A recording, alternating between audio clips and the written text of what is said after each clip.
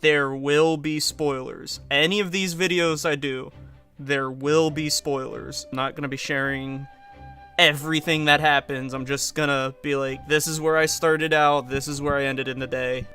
I want to start sharing more of my gaming experience, and in doing so, I'm gonna start doing some progress updates on the games that I'm playing. This is the first one. My first one that I'm going to start out with doing these videos for is Octopath Traveler for the Switch. I really should explain what Octopath is before I get a little too jumbled up with all my thoughts here. Octopath is a JRPG, like a classic style JRPG made by Square. One of the most interesting aspects of this game is that each individual character has its own skills in combat and outside of combat. And the combat's really interesting as well. Every turn you take gives you a little yellow dot. And then after you get so many yellow dots, you can press R a whole bunch of times to multiply the effect of either your attacks, or your spells, or your abilities. So one of the things that I like to do is I like to weaken an opponent and then increase my chance to steal from them, which gives me 100% steal rate. And that's how I got rich. Other than that, it also has weaknesses, so each enemy that you encounter will either be weak to a sword, to a dagger, to fire, to electric. And you use those to lower the little shield in the bottom left corner of the enemy's name, or bar, or whatever you want to call it. And once you reduce the shield to 0, then they're in a broke status, and then you can deal bonus damage to them. So I like to use normal attacks to weaken them, and then go all out while they're in the broke status with the little yellow dots, the BP, to optimize the amount of damage. Now, I'm pretty sure someone out there has found the exact math way to do all of this, and I'm probably doing it wrong. Now, this is a game that has been sitting in my backlog forever. Like, this is one of those ones. I picked it up, I was really excited for it, and then something else came out like a week later, and I never went back to play it. I'm really enthusiastic about getting through it this time. It's got an interesting mechanic. You choose 1 out of 8 characters to begin with, and then you, from there, complete their portions of the story, or their own individual story. That's still kind of unclear to me at this point. And then you travel around to meet all 8 characters. Then I'm assuming all of the stories combine at some point, but it doesn't really look like it so far. We'll learn more as I get further in it. I decided to start with Therion, the Thief, only because when I play these types of games, well, any game really, I like to try and optimize how much loot and gear or money, or have a character who can run from combat pretty easily, those types of things. From what I read on his character profile, it was exactly what I wanted. His story is kind of interesting, and I don't have the full story yet. I'm just gonna play through a little while and then talk about what happened. But so far, he comes into town and he speaks to the bartender, the pub guy, the one behind the bar. And he tells him that, you know, he's coming through town and like a bunch of thieves are trying to break into this manor so that way they could steal this like priceless whatever treasure. Like, it's very unclear as to what it is.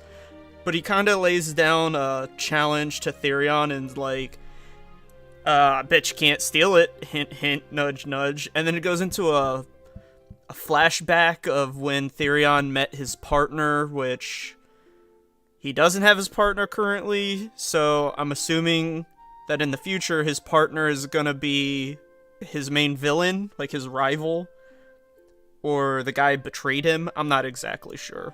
Maybe he died. Well, we'll find out in the future.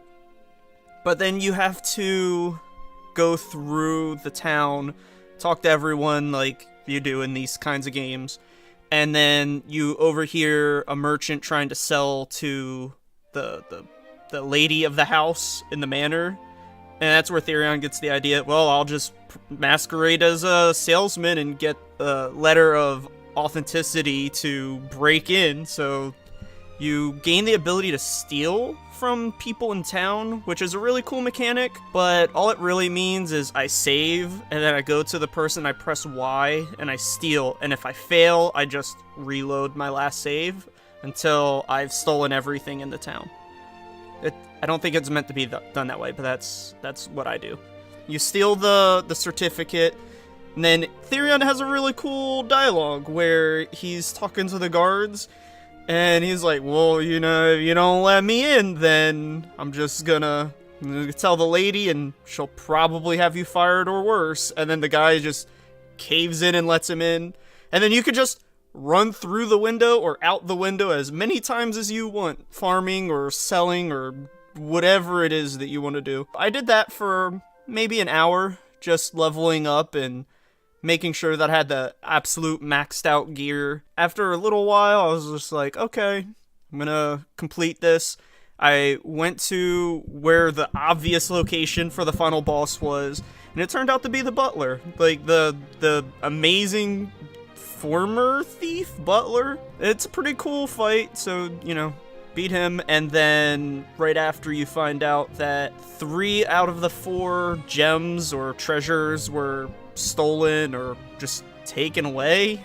It's kind of unclear to me exactly what happened because they're being very aloof with explaining what's going on. So they put a bangle on Therion so that way if anyone sees it, they'll know he's a thief. I don't understand it. Like, I don't see why he couldn't cut it off or go to somebody else to remove it. I feel like the thieves in this world would probably have a black market thing to remove them, but he gets conned into helping them steal those treasures back, those 3 treasures. It's, like I said, it's still a little confusing for me on that part. It's just a way to get the thief engaged in the main story, I guess. So after that, I left there, I wandered through the woods, took a nice walk through the woods, and died. I died to a monster that 2-shot me, and that's when I realized I went too far. So after a quick restart, I ended up in this other forest where the game completely switched. Like, I was no longer controlling Therion, but I was controlling this girl, Hannah. She's a ranger, beastmaster, whatever you want to call it in this game. And she has the ability to capture monsters to use as her ability. So kind of like a Gao-style blue mage, but instead of going berserk and using the creature, when she defeats a creature, that becomes its ability. But they're limited use consumables. It's kind of interesting. I really like the mechanic, even though I haven't encountered enough enemies so far to warrant doing that. She's an interesting character. She fights with a bow and axe, which has so far been very useful. Like, between my 2 characters, they have dagger, sword, bow, and axe. And she also has an animal companion, which has lance. I think that's what it's called. The polearm, partisan, that type of weapon. I don't recall what it's called in this game. Between these 2 characters, I have healing, I have damage, I have SP bonus, which is this game's version of mana. The 2 of them are everything I need so far. The one thing that I don't like is the way she speaks. Hannah speaks in a broken Old English type style, and only her and her master seem to speak in this dialect. I could be mistaken, but, well, maybe a couple other people in her town. But no one else in the world seems to so far, and it's kind of jarring for me, because it's not actual Old English. Here, just listen for yourself. Not a second. Try again. Thou just madest that one up. Come now, girl. Thou art too young by half for such world-weary sighs. Must thou makest our parting so dreamy?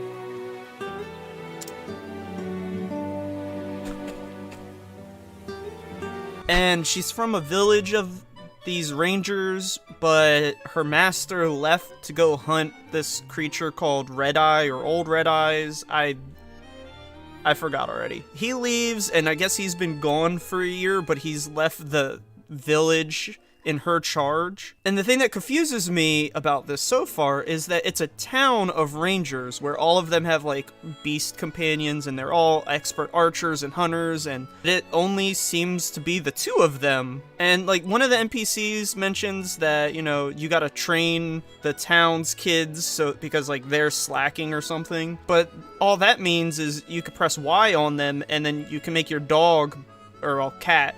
You can make your cat or whatever other creatures you have just rough them up. I'm not sure what I gain out of it, other than I went around town and I killed everybody, and one of the guys was standing in front of a door that let me through, but then I just robbed the house and left. I'm not playing good people, just constantly stealing and just killing townsfolk. I guess that's an adventurer, right? Yeah, well, after all that happened, I went into the shop and I noticed... Oh, they gave me Therion back in my party, so now I have both of them, but for a while I could only play as her, which it was clearly a flashback, but their engagement with each other was pretty much like, hey, I'm on an adventure. Hey, I want to go on an adventure. Okay, we're a team now.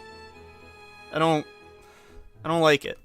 But after that, I went to the shop, and there was a bow for 12,000 gold? Dollars? 12,000 monies? I don't know the currency in this world. I decided I'm gonna farm until I get this bow. Well, I learned two important things. Stealing is probably the best way that I can make money at this point. And the other is you gain less experience for the stronger you are. So there's like a scaling experience dispersion. At like the higher you get, the less the lower level creatures will give you. And I got to the point farming money that I was getting like 2 experience per kill. It's not good. You will not gain levels. And I bought the bow, and by the time I equipped the bow and started using it, I did not see much of a difference in the amount of damage that I was dealing. I'm not exactly sure how the stat skew ratio works, but I'm gonna figure it out. So the next thing that happened was I went into the woods and Hannah found a bunch of dead soldiers or hunters and wolves and I guess an animal in the woods or a monster in the woods. Attacked them. I guess it hunted them rather than fought nobly. A little confused about that one, or like maybe it was tainted by evil. We wandered through the woods to confront the creature. It reminds me a bit of a chimera type creature. Here it is, so you can see what it looks like. I'm not sure what it is. After we killed it, we ended up going back into the town. Well, before that, it was a pretty interesting fight. It was more of an HP sponge than a challenge, but that may also be the super training that I did going into it, where it was probably going to be a little bit more difficult if I didn't, farm all those levels and gear. After we defeated it, Hannah went into a very Lion King Mufasa style circle of life conversation with her cat. I don't know, it's just the way she speaks. Come in, my friends. This life belongeth to all. The animals that eateth the grass becometh food for the animals that eateth meat. The eaters of meat in their turn feedeth those yet stronger. And when the strongest of all dieth, his life is returned to the forest. His flesh feedeth the soil, the grass. His blood becometh sap, his bones wood. He becometh the food of the plant eaters, and the circle beginneth once more. Lives entwined, a tapestry woven anew each dawn, every thread a part of the whole. Not very invested in the way she speaks. Then after that, we were wandering away where we bumped into this guy from the town who, while we were fighting the monster, dug graves and buried the fallen hunters. It's pretty efficient on his part. He's very good at digging graves. We ended up going into the town only to have the wolf companion of Hannah's master, like run up to her and start barking, and it was like a Lassie moment, like, Master fell down a well, now we gotta go save him. It's very cookie cutter so far. I can't say that I'm invested. I really hope that all these storylines meet together at some point, but right now it feels like episode of the week type deal, where this week we're gonna go to the Huntress, and the next week we're gonna go to the Brave Fallen Soldier, and it looks pretty, the gameplay's fun, but as of right now, I'm a little on the fence about this story. After we ended up doing that, we then went to another town, the next town over, which was Alfin's town, the next party member we got. He's a doctor. They say apothecary, but he's just a doctor. And this one kind of confused me. So it was a town that was under a plague at some point. It starts out with Alfin in the cemetery speaking to his mom, who I guess helped teach him. But then his friend Zeph runs up, and the way the two of them interact, the way the two of them talk to each other, kind of reminds me of an anime when someone wants to confess their love to the other person. And I was like, oh, sweet, like, he's gonna confess and be like, no, I'm gotta be a doctor. But jumping ahead a little bit, it's not that he wanted to confess his feelings for Alfin, it was that he wanted to confess that he sucks and he knows it and he'll take care of the village while Alfin travels the world so he can learn better medicine, like a guy who saved his life when he was a kid. I think I would have liked it better if it was a love story rather than a typical I'm a doctor who needs to travel the world to learn more medicine type deal. Like, they were so close. I mean, that's his motivation. He just wants to be the best doctor and save everybody. The story for him kicks off where Zeph's sister goes into a cave to pick flowers for him. She's bit by a snake and poisoned, and that's when you're introduced to Alfin's field ability, which is pretty much bedside manner. That's what I'm gonna call it, because I don't remember what it's actually called. And he just walks around and gets information out of people when you press Y against them, which I don't know if that's gonna be important later on, but I mean, it's kind of cool. Like, you have an informant type character. And in combat, he plays kind of like Riku, where he has the mix ability where he can combine 2 items or more, I guess. I don't know if he can do more than that, to create different effects from items. He's also my main healer right now, being my only healer, well, only reliable healer. I don't know, like, he seems like he'd be pretty good. I wish that I could give him a pole arm, so that way I could round out my damage. But, you know, as is, he's gonna get the job done. Zeph and Alfin end up having a conversation where they're both fighting over who gets to be the hero and go get the snake that bit her so they could get the venom to cure her. We skip ahead, easily kill the boss, but I have a feeling, if I can remember, I want to put a good amount of that battle into here because I'm so overpowered with all of my items that I've been getting and all my extra grinding that the battle was pretty trivial, but I just really loved seeing all of the big numbers hit. After we ended up dispatching that, went back to the town, and they did another moment where it seemed like the story was gonna tell a different story. Like, Alfin went out, he was standing on the bridge monologuing to himself about the village and how I guess he has remorse about wanting to leave it. And Zeph came in and he was like, no, like, go have your journey, I could take care of it, I'm not that much of a loser. The day that Alfin decided to leave with the rest of my party, he's in the cemetery